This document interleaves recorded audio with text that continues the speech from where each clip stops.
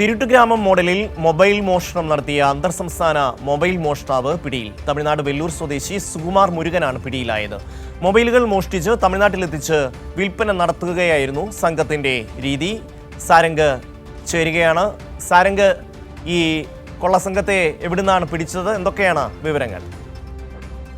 ഷമ്മി, തമിഴ്നാട് വെല്ലൂർ ഗുഡിയാട് ഗ്രാമത്തിൽ നിന്നാണ് ഈ പ്രതിയെ കഴിഞ്ഞ ദിവസം തൃശൂർ പോലീസ് പിടികൂടിയത്.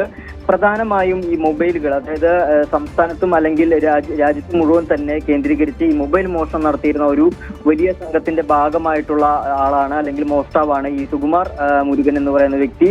ഇയാൾ കഴിഞ്ഞ ദിവസങ്ങളിൽ ഈ ഇത്തരത്തിൽ ഓഗസ്റ്റ് മാസത്തിൽ വിയൂർ എഞ്ചിനീയറിംഗ് കോളേജിൽ, ഗവൺമെന്റ് എഞ്ചിനീയറിംഗ് കോളേജിന്റെ ഭാഗത്തു നിന്നും അല്ലെങ്കിൽ ഹോസ്റ്റലിൽ നിന്ന് മോഷണം നടത്തിയിരുന്നു. പ്രധാനമായും ആ ഹോസ്റ്റലിൽ താമസിച്ചിരുന്ന ഏതാണ്ട് 3-4 ആളുകളുടെ മൊബൈൽ ഫോണുകളാണ് ഒരേ സമയം നഷ്ടപ്പെട്ടത്. ഈ വിവരം പോലീസിനെ അറിയിച്ച് പോലീസ് ഇത്തരത്തിലൊരു വിശദമായ അന്വേഷണം നടത്തിയിരുന്നു. CCTV ദൃശ്യങ്ങൾ ഉൾപ്പെടെ കേന്ദ്രീകരിച്ചുകൊണ്ട് നടത്തിയ ഒരു അന്വേഷണത്തിന്റെ ഭാഗമായിട്ട് ഒരു വലിയ സംഘത്തെ തിരിച്ചറിഞ്ഞത്. തിരുട്ടുഗ്രാമം മോഡലിൽ മൊബൈൽ മോഷണം നടത്തുകയായിരുന്നു ഇവരുടെ പ്രധാന പരിപാടി.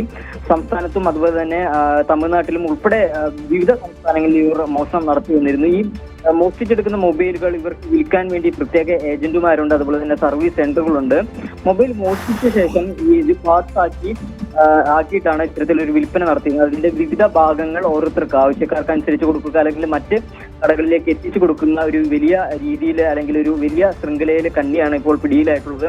എന്തായാലും ഇയാളെ ചോദ്യം ചെയ്തു വരികയാണ്. ഒരുപാട് മോഷണ കേസുകളിൽ പ്രതിയാണ് ഇയാൾ. മൊബൈൽ ഫോണുകൾ ഉൾപ്പെടെ മോഷ്ടിച്ചിട്ടുണ്ട്. അതേസമയം തന്നെ ഈ ഗവൺമെന്റ് എഞ്ചിനീയറിംഗ് കോളേജിൽ നിന്ന് തന്നെ ഒരു ലാപ്ടോപ്പും മോഷണം പോയിട്ടുണ്ടായിരുന്നു. അതെല്ലാം എല്ലാ തുണ്ടുമുതലുകളും നിലവിൽ പോലീസ് ശേഖരിച്ചിട്ടുണ്ട്. എന്നാലും ഇയാളെ കേന്ദ്രീകരിച്ചുകൊണ്ട് വിശദമായ അന്വേഷണം നടക്കുകയാണ്. ഇതിന്റെ പിന്നിൽ ഒരു വലിയ മാഫിയ തന്നെ പ്രവർത്തിക്കുന്നുണ്ട് എന്ന ഒരു നിഗമനത്തിലാണ് പോലീസ് ഉള്ളത്. അതിന്റെ ഭാഗമായിട്ടുള്ള മൊബൈൽ മോഷ്ടാവിനെ പിടിച്ചിരിക്കുന്നു.